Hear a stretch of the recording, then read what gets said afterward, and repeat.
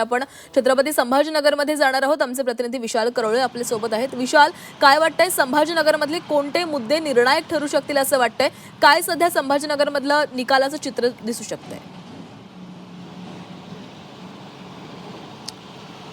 तब्बल 8 वर्षानंतर आता जिल्हा परिषदेचे नवे कारभारी आज ठरणार आहेत। त्यामुळे राजकीय पक्षांसोबत सर्वसामान्यांमध्ये सुद्धा निश्चितपणे उत्सुकता आहे की कोणाचा झेंडा जिल्हा परिषदेवर फडकणार। संभाजीनगरचं एक वैशिष्ट्य म्हणजे गेल्या वेळेस 2017ला ज्यावेळेस निवडणूक झाल्या होत्या त्यावेळेस 62% मतदान झालं होतं, मात्र यावेळेस विक्रमी 72.9 म्हणजे जवळपास 73% मतदान झालं आहे। म्हणजे मतदानाची ही आकडेवारी 10% वाढली आहे। ही वाढलेली आकडेवारी नक्की कुणाच्या फायद्याची ठरणार याकडेच आता सगळ्यांचं लक्ष लागलेलं आहे। महत्त्वाचं म्हणजे सगळ्याच पक्षांची आता प्रतिष्ठा पणाला लागली आहे। त्यात खास करून सांगायचं तर भाजपनं छत्रपती संभाजीनगरमध्ये चांगलं यश महापालिका निवडणुकीत मिळवलेलं होतं।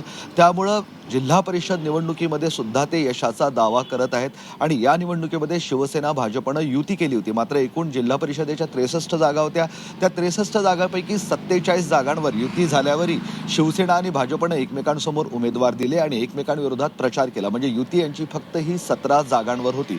त्यामुळे शिवसेना आणि भाजप दोघंही विजयाचा दावा करतायत। आपल्याच पक्षाचे जास्त लोक निवडून येतील अशा पद्धतीचा दावा त्यांच्याकडनं सुरू आहे। तर उद्धव ठाकरेंच्या पक्षासाठी ही अस्तित्वाचीच आता लढाई उरलेली आहे। नगरपालिका निवडणुका, विधानसभा, लोकसभा, महापालिका या सर्व निवडणुकींमध्ये त्यांना पराभव स्वीकारावा लागला। खरं तर नेहमीच सांगितलं जातं की शिवसेनेची ताकद ही ग्रामीण भागात आहे। आता हे ग्रामीण भागातील मतदार उद्धव ठाकरेंच्या या पक्षाला कौल देणार का, यासाठी त्यांनी सुद्धा प्रचारात भरपूर मेहनत घेतली। मात्र ही अस्तित्वाची लढाई आहे जसं मी म्हटलं। त्यामुळे थोड्याच वेळात आता त्यांना किती जागा मिळतात, किती जागावर ते निवडून येतात हे स्पष्ट होईल। दुसरं महत्त्वाचं म्हणजे MIM या पक्षानं महापालिकांच्या निवडणुकांमध्ये राज्यात चांगलं यश मिळवलं। त्यामुळे पहिल्यांदाच ते जिल्हा परिषदेच्या निवडणुकीच्या आखाड्यात उतरत आहेत। तेही विजयाचा दावा करतायत।